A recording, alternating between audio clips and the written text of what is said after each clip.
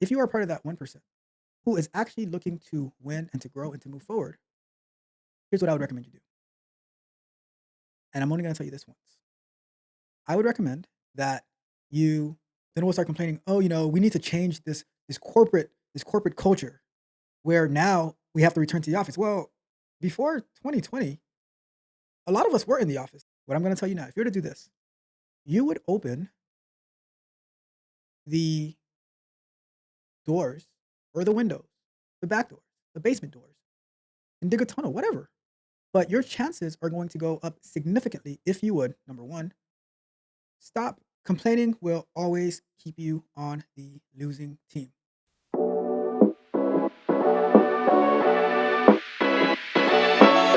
Welcome to another episode of Candid Conversations, hosted by yours truly, Tech Coach Ralph, where we are engineered to win.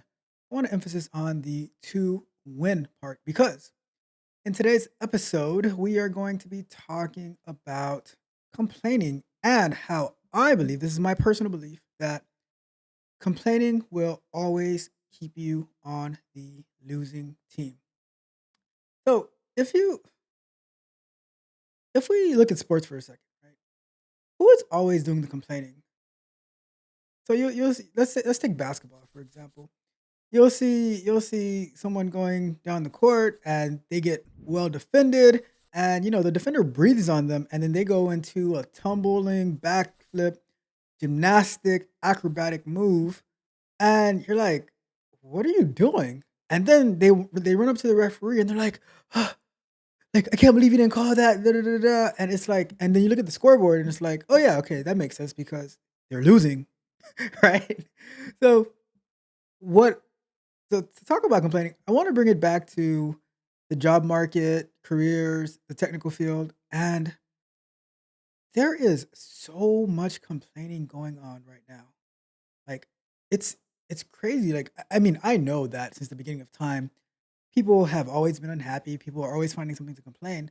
But I always find the people who keep that positive attitude, that let me go out there and put in the effort, put in the work, they always tend to land where they're supposed to land. While the people who have that, you know, last time I used this word, someone got upset with me, but I'll use it anyways because guess what? I don't care. When people have that entitled mindset, that's when you see a lot of complaining come in. "Oh, the company should do this for me. The company should do that for me. It should go this way." An example. I'll give an example. Many people, they're like, "I want to work remote, period. I refuse to go into the office. That's it. Like, if it's not remote, then it's not for me." Well, being that a lot of companies are having people return to the office, then what gives? So then we'll start complaining, "Oh, we need to change this corporate this corporate culture where now we have to return to the office." Well, before 2020, a lot of us were in the office. I mean, some people they were able to work remote, and I'll say this: the majority of people who have worked remote for a long time, they didn't start off working remote. They had to climb the ladders, build experience, build the confidence that they are capable to work on their own with minimal supervision, and they are going to get the job done. But then you have a lot of people who want to transition into a field, and they it's like they have a list of demands. It's like we want to hold the companies hostage at this point. So me coming from an employee standpoint, like I work remotely and I really like to work remote, but I work very hard and stuff like that. But imagine me saying to my company, "I want to work remote, period, and there is absolutely nothing that you can do about it." Well, there is something they can do about it. They can hire somebody else. And then I'm gonna be throwing a pout, throwing a fit, throwing a tantrum like my 2-year-old, saying that it's not fair. It's not fair. They didn't give me a chance. And I found working with companies to be pretty reasonable when it comes to, the accommodations and stuff like that. But when we approach it to the aspect of we're trying to hold the company hostage. We're trying to have all these demands and stuff. When we look at it in certain states, the minimum wage is going like out of control, right? And then we get upset because those companies, they have to lay employees off because they can't afford it, like, especially smaller companies. Or when we see these union negotiations where they're out there protesting with their picket signs and not going to work, and they're holding these companies hostage, and then they come to a deal. What happens 2 to 3 months later every single time? Those same people who did not show up to work because they were out there on the lines picketing are the ones who get laid off. And where's the union at that point? Who's picketing? When they do not have the money to feed their family, to send their kids to school, to put gas in their car, I don't see any union workers picketing for them. See? And that's the part, right, with the mindset that a lot of us adopt of wanting to be combative, not looking to work together and to integrate with our companies, we end up shooting ourselves in the foot. Let's go back to the example of working remotely, for example. If you believe that you can do the work entirely remotely and you don't want to show up, you don't want to be in the office if that is a requirement of the company. If the company is cool with that, then cool. But now think about it this way. If you can do it, what if somebody else in another country can do it for a lot cheaper? Let's say you want a an entry level role. Let's say entry level software engineer, junior engineer, QA engineer, QA tester, whatever the case, whatever it is, right? Maybe GRC analyst, I don't know, whatever. But you don't have any experience yet, but you are demanding to work remotely. Well, isn't it possible that somebody in another country could have done the same boot camp or Udemy course that you did and go and apply for that same role? And now while you're expecting to get 50, $60,000 for that role, can't the person in the other country say, "Oh, for 20,000, that's more than I'll ever see in my lifetime possibly. I'll take it for $20,000 a year." And then we complain, and then we complain about, "Oh, I'm working too many hours and everything like that." And now the person in that other country is like, "I'll work as many hours as you need me to." So this is how so when we come like to the negotiation table with a list of demands and saying this is what it is or else. However, please, Mr. Company, please, Mr. Hiring Manager, please, Mrs. Recruiter, please give me a chance. And then they say, okay, let me look into giving you a chance. And they go through your social media and they say, oh, okay, this person, they seem to complain a lot. They go to the posts and stuff that you like, and they say, "Oh, this, I don't know if this person's gonna be a good fit." So how are you interacting? Like everything that you do. I'll give you an example. LinkedIn shows just about everything that you like, shows what you share, definitely, shows what you comment on, what type of reaction you gave to it. And when you're parading that mindset of this is owed to me, and now for me at least, for me, if which I am not. See, and that's one thing that I highly appreciate is that I am not a recruiter. I'm not a hiring manager. None of that. But if they see that, I'm like, ooh, how is this gonna go if we put this person in to work on this project? Sometimes we might have to work extra hours to get the job done. One of my senior engineers, when we were working on a major project the other day, on their own volition, logged in and continued to do some work so that it could prepare us for the following week so that we can have a smooth go at the project we're working on. No complaints, just doing what they have to do. And they're a senior engineer. They've been doing this for a very long time. And when we have people who are trying to get into this area, and it's like you're coming in with that mindset of, I'm going to use the word again, an entitled mindset that you are owed something by anyone. And I made a video about this before. Nobody owes you anything. See, I believe that when a company's employees are happy, satisfied, etc., then it's going to reflect on the quality of work that they do, which is ultimately going to give the company happy customers, and then also have a good bottom line, if their pricing models are correct, all that stuff, right? But that's besides the point. However, how does that saying go? One apple spoils the bunch. You ever have a pack of strawberries and one strawberry or blueberries, and one of them starts to go bad? It spreads very, very fast to all the other strawberries, blueberries, etc. That little white pot, that white spider web like substance that goes on the strawberries. And if the hiring managers and the recruiters can see that in you, and guess what?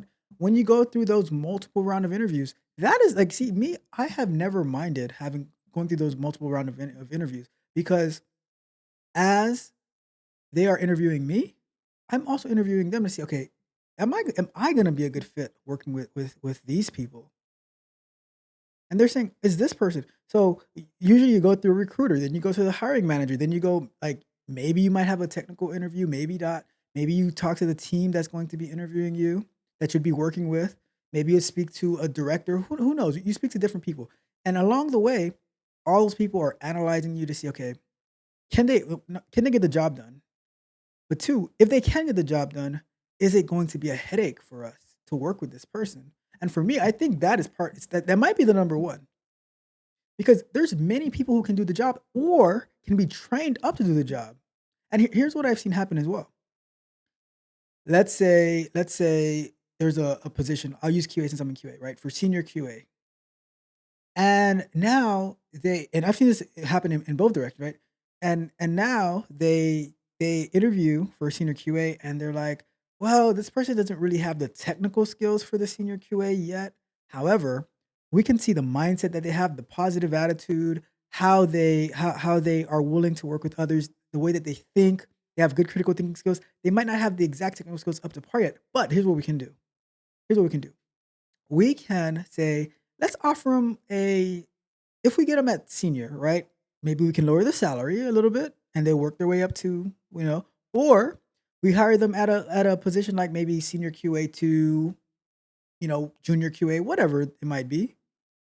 And then they start at that level, then they continue to work their way up throughout the organization because they are a good fit to the organization. Like I've seen people that companies do not want to lose. Even like I've even seen there's not a position in the company, but that person is such a good fit and their skill set is so amazing that like, you know what?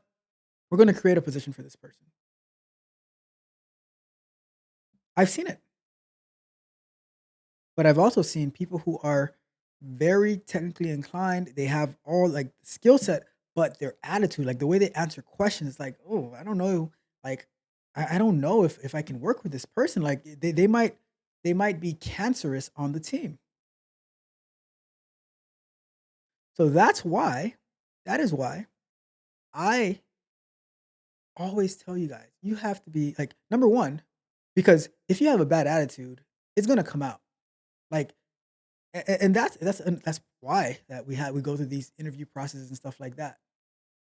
Are you gonna be a team player? Are you going to be like, are we going to be like working to win together? Can I speak with you without you getting offended and every like any little thing is gonna offend you? Are you gonna take everything personally? These are the things like and you know, honestly, like recruiters and stuff, they might not waste their time, like because they don't have to. They don't have to break all these things down. But I'm talking from like from how I would see it. And like I said, I am not a recruiter. Have I worked with recruiters? Yes.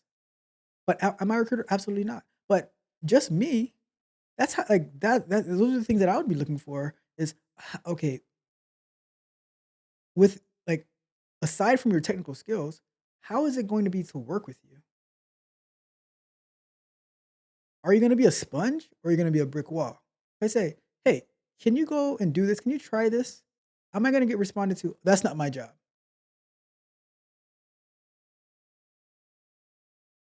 If you follow any of my other live streams, Terraform, for instance, Flutter, for instance, all of that, none of those things are my job, but I'm learning them so I can be able to have a broader perspective, being able to contribute more. Just this past week, doing tons of Terraform work at my company,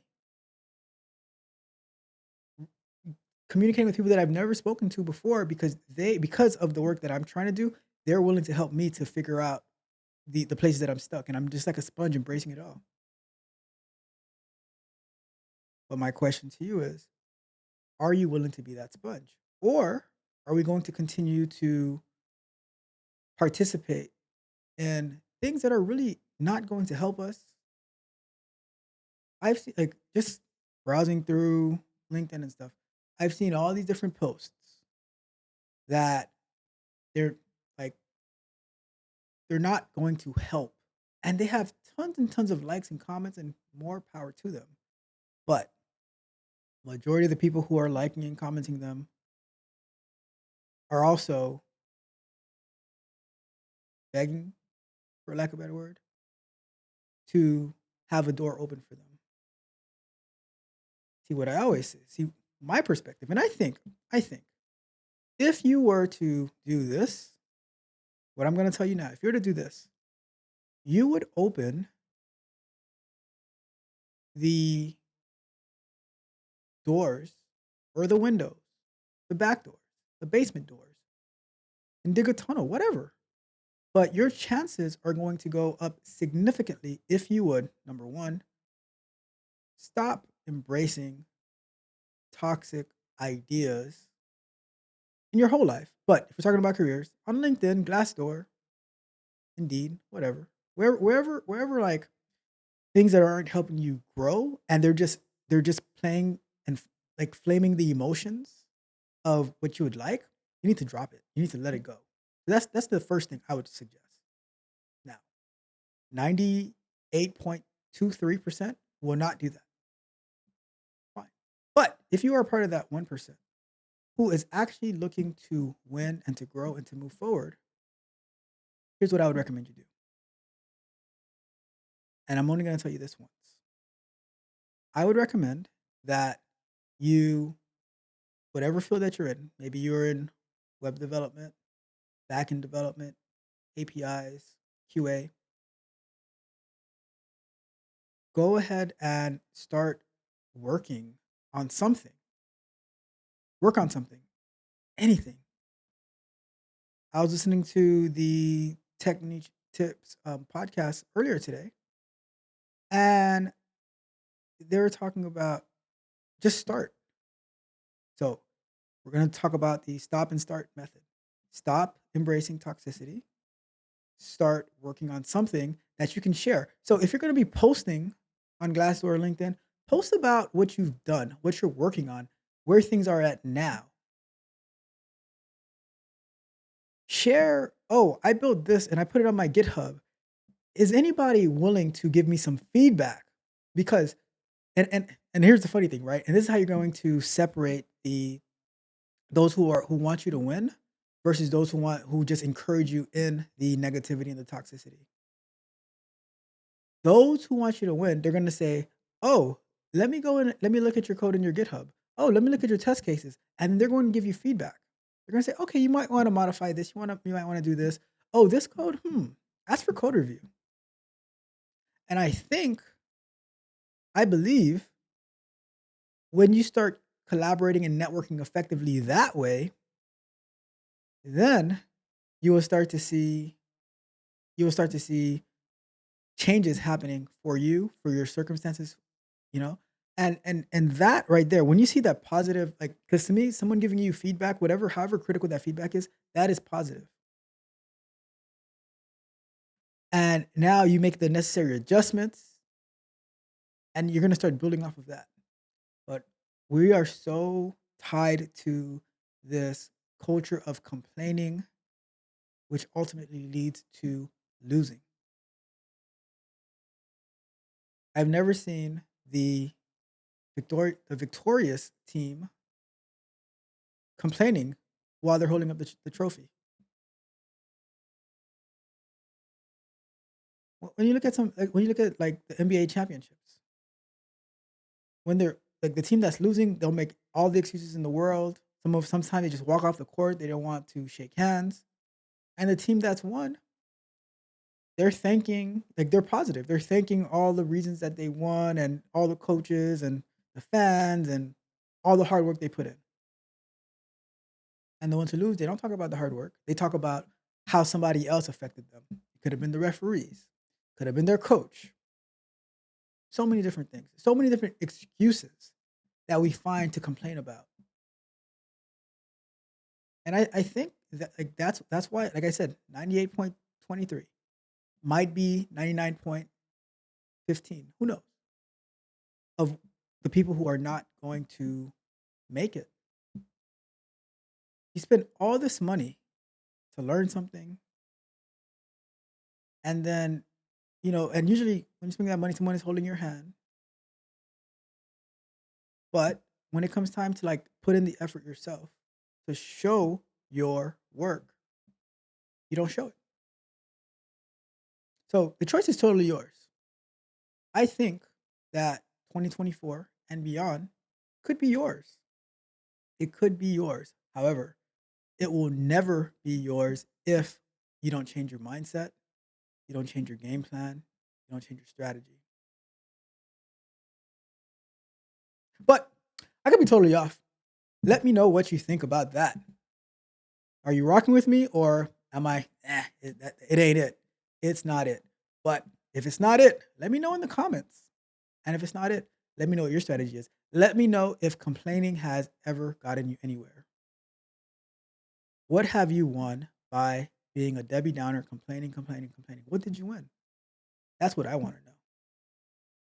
Well, you know. Anyhow, whether you liked it or not, like the video, share the, or you can even dislike the video if you want.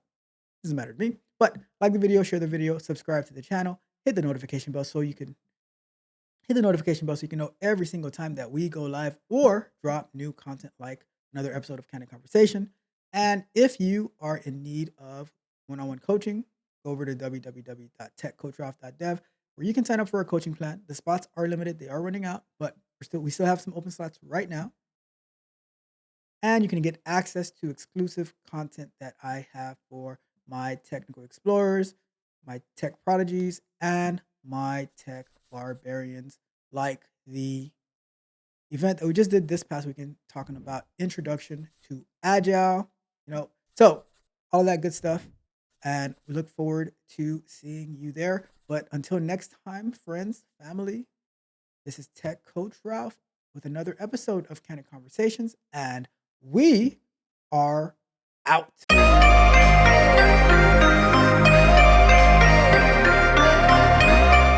If you enjoyed the fascinating information shared in this video and you want more, be sure to hit the subscribe button to Tech Coach Ralph to be notified for new videos. Enigmatic Joker.